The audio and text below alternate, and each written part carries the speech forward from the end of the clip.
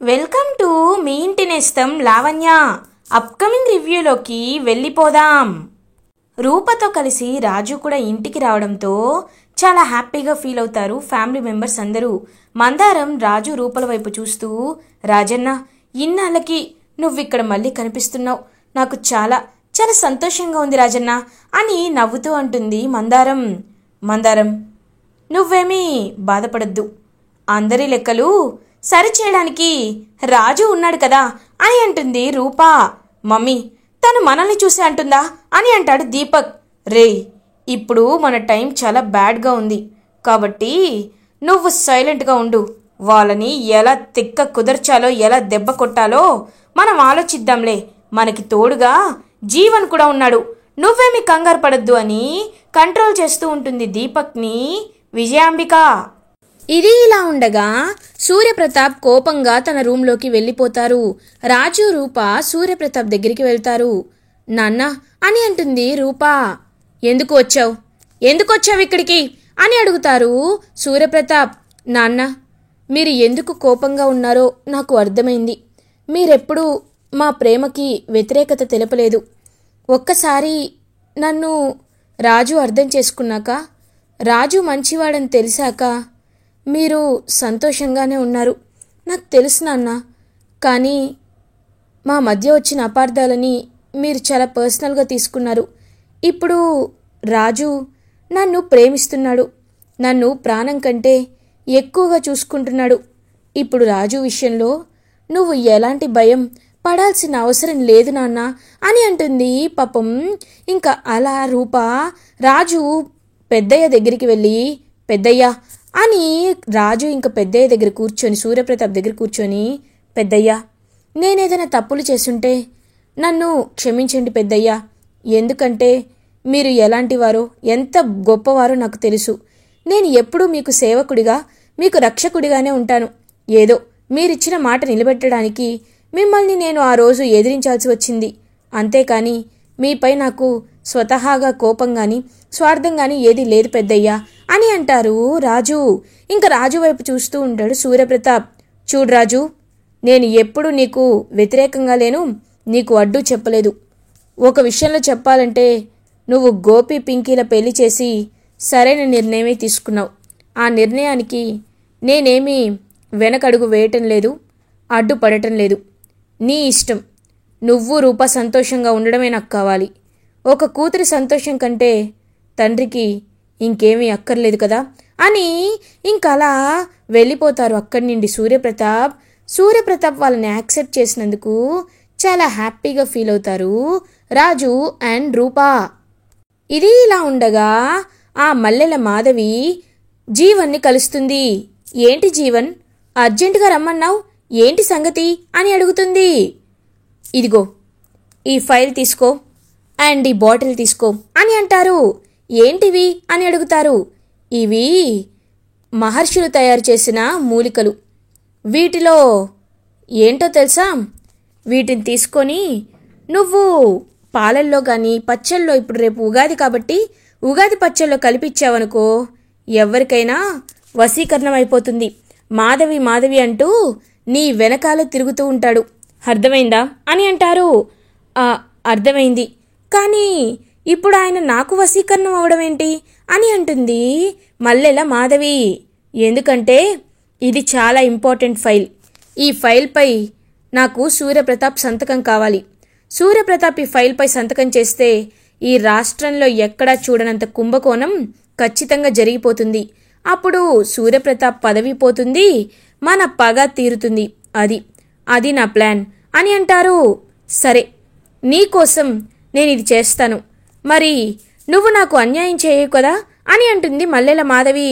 చూడు, నువ్వంటే నాకు ఇష్టమని నేను నీకు చెప్పాను.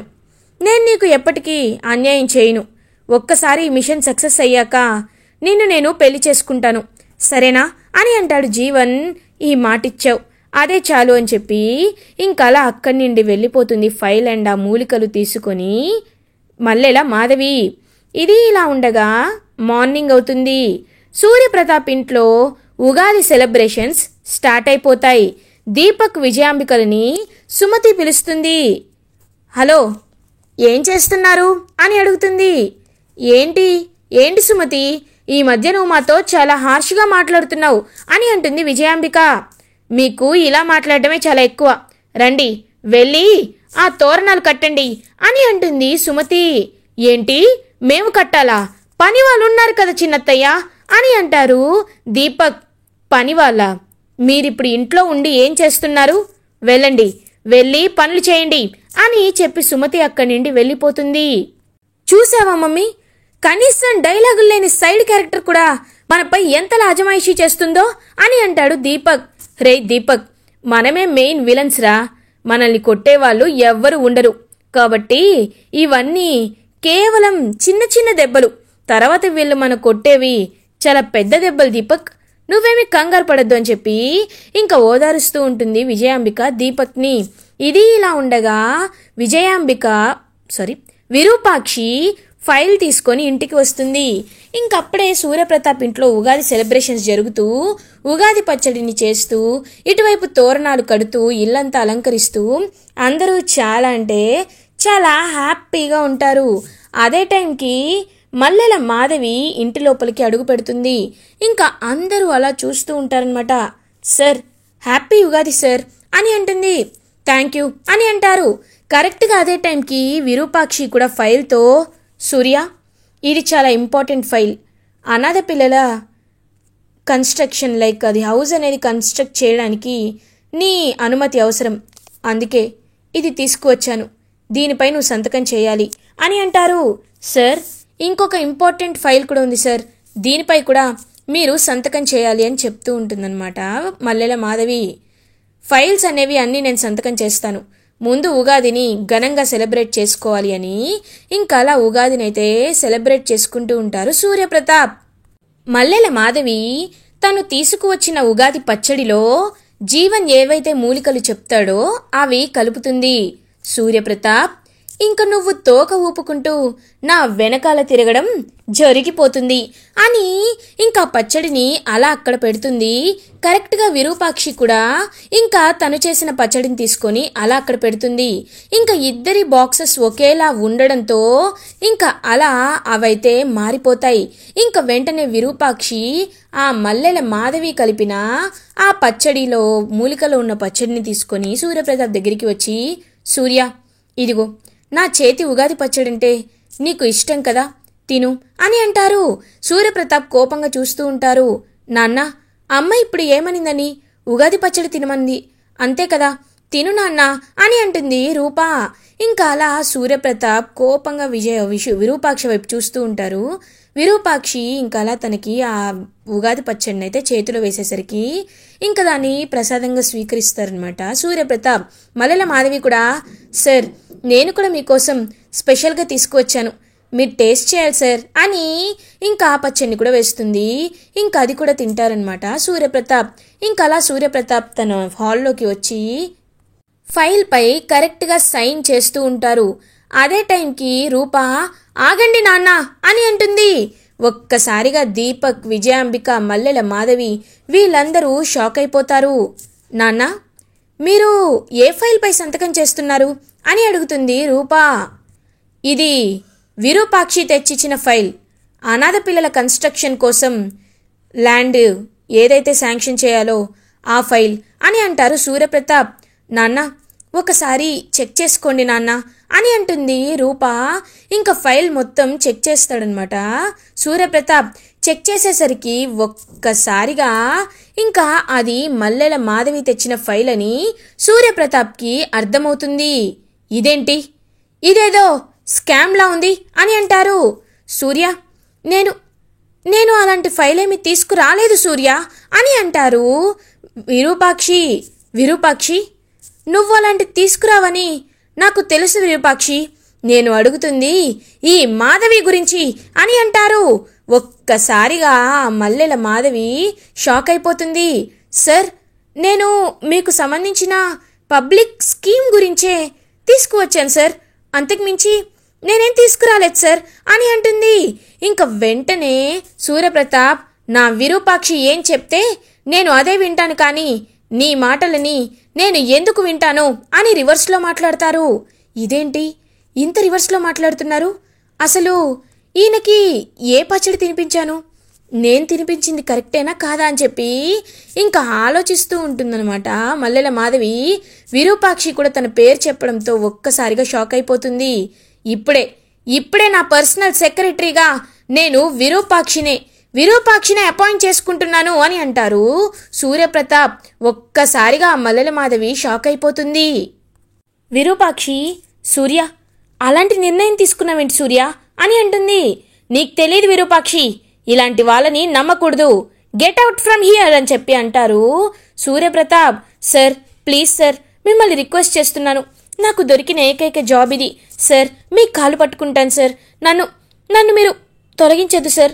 అసలు ఈ ఫైల్ ఎలా మారిందో నాకు నిజంగా అర్థం కావట్లేదు సార్ అని అంటుంది. ఇంకా కావాలనే మల్లెల మాధవి, సూర్య తను చెప్తుంది కదా సూర్య, నువ్వు తన్ని ఎందుకని ఇంతలా ఇబ్బంది పెడుతున్నావు? వద్దు సూర్య వద్దు, తను పాపం చాలా కష్టాల్లో ఉన్న అమ్మాయిలా ఉంది, కాబట్టి తన్ని ఇప్పుడు పనిలోండి తీసేసి తన ముందు చెడ్డవాడివి అవ్వద్దు సూర్య అని అంటారు విరూపాక్షి. చూడు, విరూపాక్షి చెప్తుంది కాబట్టి నేను సైలెంట్గా ఉంటున్నాను, ఇంకొకసారి నన్ను మోసం చేయాలని ప్రయత్నించావో అని అంటారు సూర్యప్రతాప్. ఒక్కసారిగా ఇంకదంతా విని దీపక్ వీళ్ళందరూ షాక్ అయిపోతారు. అన్నయ్యలో ఇంత మార్పు వచ్చిందేంటి, నాకేమీ అర్థం కావట్లేదని ఇంకా హ్యాపీగా ఫీల్ అవుతారనమాట. అలా చంద్ర, రాజు, రూప అందరూ నాకు చాలా నిద్ర వస్తుంది, నేను వెళ్ళి నిద్రపోతాను అని సూర్యప్రతాప్ ఇంక మత్తుగా అలా అక్కడి నుండి వెళ్ళిపోతారు. ఇంకా మల్లెల మాధవి, ఎలా లీక్ అయింది, అసలు నా ప్లాన్ ఎలా లీక్ అయింది అని ఆలోచిస్తూ ఉంటుంది. ఇంకా వెంటనే జీవన్కి కాల్ చేసి, జీవన్ మనం అనుకున్నది జరగలేదు జీవన్, ఎలా లీక్ అయిందో తెలీదు, ఎంతైనా విరూపాక్షి చెప్పినట్టే తను చెప్పినట్టే వింటానంటున్నాడు, అంటే ఆ మూలికలు ఇలాగే ఉంటే ఎలా దీపక్ అని అంటుంది మల్లెల మాధవి. నువ్వు కంగారు పడద్దు, వాటి ఎఫెక్ట్ ఓన్లీ 1 hour మాత్రమే ఉంటుంది, ఆయన నిద్రపోయి లేచిన తర్వాత అదంతా పోతుంది అని చెప్పి జీవన్ వేరే విధంగా ప్లాన్ చేస్తూ ఉంటాడు. ఇది ఇలా ఉండగా రాజు, రూప మాట్లాడుకుంటూ ఉంటారు. రాజు రూపతో, అమ్మాయి గారు అసలు పెద్దయ్యలో ఇంతటి మార్పు వస్తుందని నిజంగా అనుకోలేదు, కానీ చాలా సంతోషంగా ఉంది అమ్మాయి గారు అని అంటారు రాజు. అవును రాజు, అమ్మని నాన్న ఇంత గౌరవిస్తారని, అమ్మ మాటకి ఇంత విలువనిస్తారని నిజంగా నేను ఎక్స్పెక్ట్ చేయలేదు. కానీ రాజు, మనం రాఘవని ఎక్కడున్నాడో ఖచ్చితంగా కనిపెట్టాలి రాజు, అప్పుడే మనం అనుకున్నది జరుగుతుంది అని అంటుంది రూప. ఖచ్చితంగా అమ్మాయి గారు, నేను అదే పనిలో ఉన్నాను, కానీ ఒకటే అమ్మాయి గారు, మీపై బంటి చాలా బెంగ పెట్టుకున్నాడు, బంటిని ఒకసారి మిమ్మల్ని చూడాలి అంటున్నాడు, మిమ్మల్ని గుడికి తీసుకువస్తానని నేను నాన్న వాళ్ళతో చెప్పాను, నాన్న వాళ్ళు గుడికే బంటిని తీసుకుని వస్తున్నారు, బయలుదేరదామా అని అంటారు రాజు. నాకు కూడా బంటిని చూడాలనిపిస్తుంది రాజు, రా వెళ్దామని రాజు, రూప టెంపుల్కి బయలుదేరతారు. ఇది ఇలా ఉండగా మల్లెల మాధవి అటు ఇటు తిరుగుతూ ఆలోచిస్తూ ఉంటే దీపక్ మల్లెల మాధవి దగ్గరికి వస్తారు. ఏంటి ఏంజెల్ అటు ఇటు తిరుగుతూ ఆలోచిస్తుంది అని అంటాడు దీపక్. ఏంటి ఏదో వింతగా మాట్లాడుతున్నావు అని అంటుంది ఆ మాధవి. వింతగా అంటే నా గురించి నీకు తెలీదు, నేను చాలా చాలా హ్యాపీగా ఉండాలనుకుంటాను, ఎదుటి వాళ్ళని కూడా చాలా హ్యాపీగా ఉంచాలనుకుంటాను అని ఇంకా దీపక్ అయితే అలా మాధవి దగ్గరికి వస్తూ ఉంటాడు.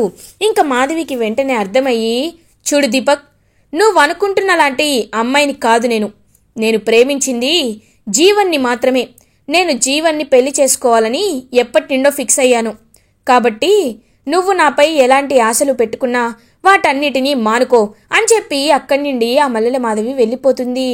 ఓ, జీవన్ని ప్రేమిస్తున్నావా, అయినా నేను నిన్ను వదిలిపెట్టను కదా, నిన్ను నా దారిలోకి ఎలా తెచ్చుకోవాలో నాకు బాగా తెలుసు అని వెళ్ళిపోతున్న మాధవి వైపు చూస్తూ ఉంటాడు అలా ఇంకా దీపక్. ఇది ఇలా ఉండగా రాజు, రూప టెంపుల్కి రీచ్ అవుతారు. బంటిని చూసి పాపం రూప బంటి అని బంటిని వచ్చి హక్ చేసుకుంటుంది. బంటి కూడా, అమ్మా నిన్ను చూసి ఎన్ని రోజులైందో తెలుసా, తాతయ్య దగ్గరికి తీసుకువెళ్తామని మీరు తీసుకువెళ్ళలేదు, నాకు మాత్రం ఎప్పుడెప్పుడు నిన్ను చూస్తానా అని చాలా చాలా బాధగా అనిపించిందమ్మా అని చెప్పి పాపం అలా ఇంకా ఏడుస్తూ ఉంటాడు. బంటి బంటి ఏడవద్దు నాన్న, త్వరలోనే నిన్ను నేను ఇంటికి తీసుకువెళ్తాను, తాతయ్యకి నిన్ను ఖచ్చితంగా పరిచయం చేస్తాను నాన్న అని ఇంక పాపం బంటిని ఓదారుస్తూ ఉంటుంది రూపా. రాజు రూపతో, అమ్మాయి గారు మీకు నేను ఒక సర్ప్రైజ్ ఇవ్వాలనుకుంటున్నాను రండి అని చెప్పి ఇంకా అలా తన్నైతే తీసుకువెళ్తారు. ఏంటి రాజు అని అడుగుతుంది రూపా. ఇంకా రాజు అలా కళ్ళు మూసి తను తీసుకువెళ్ళేసరికి రూపకి ఫేవరెట్ అయితే ఇంకలా అక్కడే చూపిస్తాడనమాట రాజు. రాజు ఇది నా ఫేవరెట్ ప్లేస్ అని నీకు ఎలా తెలుసు అని అడుగుతుంది రూపా. అదేంటమ్మాయి గారు, మీకు ఇష్టమైన ప్లేస్ ఏంటో నాకు తెలీదని మీరు ఎలా అనుకుంటారమ్మాయి గారు, రండి ఇక్కడ కూర్చొని కబుర్లు చెప్పుకుందామని ఇంక పాపం ప్రేమగా రాజు రూప ఇద్దరూ అలా హ్యాపీగా టైం స్పెండ్ చేస్తూ ఉంటారు. ఇది ఇలా ఉండగా నైట్ అవుతుంది. జీవన్ మాధవికి ఒక ప్లాన్ చెప్తాడు.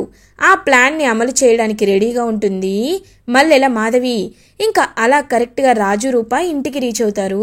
రాజు, అమ్మాయి గారు నేను ఇప్పుడే వాటర్ బాటిల్ తీసుకొస్తానని చెప్పి ఇంకా రాజు అలా హాల్లోకి వచ్చేసరికి ఈ మాధవి అయితే చీకట్లో ఏడుస్తూ ఉంటుంది. ఇంక వెంటనే ఏంటి ఏడుపు వినపడుతుంది అని రాజు ఆ మాధవి దగ్గరికి వెళ్తాడు. వెళ్ళి చూసేసరికి మాధవి రాజుని గట్టిగా పట్టుకొని కాపాడండి కాపాడండి అని అరుస్తూ ఉంటుంది. ఒక్కసారిగా ఇంకా రాజు షాక్ అయిపోతారు. లైట్స్ అన్ని ఆన్ అయ్యేసరికి ఇంకా మాధవి అయితే, సార్ నన్ను కాపాడండి సార్, చూసారా మీ అల్లుడు నాపై అఘాయిత్యం చేయాలనుకున్నాడు అని చెప్పి ఇంకా కావాలని రాజుపై నింద వేస్తుందనమాట మల్లెల మాధవి. ఒక్కసారిగా రూప షాక్ అయిపోతుంది. హేయ్ ఎలా ఉంది, పిచ్చి పిచ్చిగా మాట్లాడుతున్నావేంటి, నా రాజు ఎలాంటివాడో నాకు తెలుసు అని అంటుంది రూప. మీరు భార్య కాబట్టి ఎన్నైనా చెప్తారు మేడం, కానీ ఈయన మాత్రం నన్ను కావాలని ఆ దృష్టితో చూశారు అని మల్లెల మాధవి ఏడుస్తూ ఉంటుంది. నాన్న ఒక్కరోజు నాకు టైం ఇవ్వండి అని అంటుంది రూప. అవును పెద్దయ్యా, మాకు ఒక్కరోజు సమయం ఇవ్వండి, నేను ఎలాంటి తప్పు చేయలేదని నిరూపించుకుంటాను అని చెప్పి ఇంకా రాజు అక్కడి నుండి వెళ్ళిపోతారు. ఇంకా రూప రాజు వైపు కన్నింగా చూస్తూ ఉంటుంది. మాధవి మీరు ఏం చేసినా మమ్మల్ని ఏమీ చేయలేరు అని ఇంకా అలా చూస్తూ ఉంటుందన్నమాట మల్లెల మాధవి. ఇది ఇలా ఉండగా మార్నింగ్ అవుతుంది. రాజు రూపతో, అమ్మాయి గారు నేను ఎలాంటి తప్పు చేయలేదమ్మాయి గారు, నాకు ఏడుపు వినిపించిందని నేను అక్కడికి వెళ్ళానంతే, వెళ్ళేలోపు తనే గట్టిగట్టిగా అరిచింది అని చెప్తాడు రాజు. రాజు నువ్వు నాకు సంజాయిషి ఇవ్వాల్సిన అవసరం లేదు, ఎందుకంటే నువ్వు ఎలాంటి తప్పు చేయవని నాకు తెలుసు రాజు, ఇదంతా ఏదో పక్కా ప్లాన్ ప్రకారమే జరుగుతుంది రాజు అని రూప అంటుంది. అప్పుడే కరెక్ట్గా ఇంకా జీవన్ అలా కార్లో అయితే కనిపిస్తాడు. జీవన్ వీడిని వెతుక్కుంటూ వెళ్తే మనకు ఖచ్చితంగా క్లూ దొరుకుతుంది అని ఇంకా రాజు రూప ఇద్దరు జీవన్ని ఫాలో అవుతారు. జీవన్ అలా ఇంకా కార్లో రాఘవ దగ్గరికి వెళ్తాడు. వెళ్ళి, ఏయ్ ఇంకొకసారి వీడు తప్పించుకోవాలని చూస్తే మీ ప్రాణాలు పోతాయి, వీడిని జాగ్రత్తగా చూసుకోండి అని ఇంకా అలా పక్కకి వచ్చేసి మాధవికి ఫోన్ చేస్తాడనమాట. తనైతే జీవన్ ఇంక ఇదంతా సీక్రెట్గా వింటూ ఉంటారు రాజు రూప. హలో మాధవి, ప్లాన్ సక్సెస్ అయిందా అని అంటారు. బంపర్ సక్సెస్ అయింది, కానీ వాళ్ళు నిజాయితీ నిరూపించుకోవడానికి 1 డే టైం అడిగారు, అది ఎలాగో కుదరదని నాకు బాగా తెలుసు జీవన్, నాకు నిన్ను కలవాలనిపిస్తుంది, నేను నీ దగ్గరికి రానా అని అడుగుతుంది మల్లెల మాధవి. వద్దు మనకి టైం పడుతుంది అని చెప్పి కాల్ కట్ చేసి వెనక్కి తిరిగి చూడగానే అక్కడ జీవన్ ఉంటాడు. రాజు రూప ఉంటారు. రాజు రూపని చూసి ఒక్కసారిగా జీవన్ షాక్ అయిపోతాడు. వెంటనే రాజు జీవన్ కాలర్ పట్టుకొని, రేయ్ నిన్ను ఎప్పుడో వదిలేసి తప్పు చేశాం, వెనకాల ఉండి మొత్తం నడిపిస్తూ ఇన్నాళ్ళు మమ్మల్ని ఎంత మోసం చేశావురా అని చెప్పి ఇంకా జీవన్ని బాగా కొట్టి సూర్యప్రతాప్ ముందుకి తీసుకువస్తాడు రాజు. సూర్యప్రతాప్ జీవన్ని చూసి ఒక్కసారిగా షాక్ అయిపోతారు. పెద్దయ్యా వీడు ఈ మాధవి కలిసే ఇదంతా చేశారు పెద్దయ్యా అని చెప్పి ఇంకా జరిగిన నిజమంతా చెప్పేసరికి ఒక్కసారిగా షాక్ అయిపోతారు. అలా ఇంకా సూర్యప్రతాప్ ఇంకా జీవన్ని ఒక్కటి కొట్టి, ఇన్నాళ్ళు నా వెనకాల ఉండి నాకు దెబ్బ కొట్టాలని చూస్తుంది నువ్వా, నిన్ను ఊరికే వదలను అని చెప్పి జీవన్ని పోలీసులకి అప్పచెప్తారు సూర్యప్రతాప్. రాజు రూప చాలా హ్యాపీగా ఫీల్ అవుతారు. మాధవి కూడా అలా జైలుకు వెళ్తుంది మోసం చేసినందుకు. ఇలా ఎపిసోడ్ ఎండ్ అవుతుంది. ఫర్దర్ ఎపిసోడ్ రివ్యూస్ ముందుగా మీకు కావాలి అనుకుంటే మా ఛానల్ని సబ్స్క్రైబ్ చేసుకోండి. Thanks for watching.